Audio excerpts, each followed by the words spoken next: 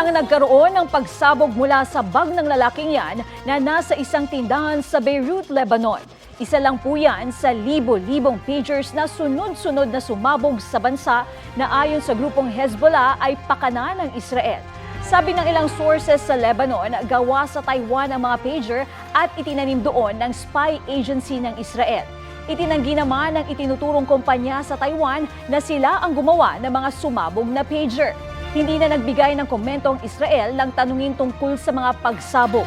Sa tala ng Health Ministry ng Lebanon, hindi bababa sa 9 ang nasawi sa mga pagsabog. Mahigit 2,700 naman ang sugatan, kabilang ang Iranian ambassador sa Beirut. Sabi ng isang opisyal ng Hezbollah, ito na ang pinakamalaking security breach sa kanilang grupo sa gitna ng tensyon nila sa Israel. Nangako silang babawian nila ang bansa.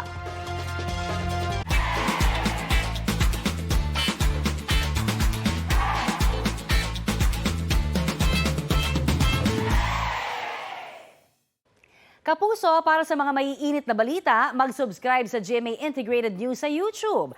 Sa mga kapuso naman abroad, subaybayan nyo kami sa GMA Pinoy TV at sa www.gmanews.tv.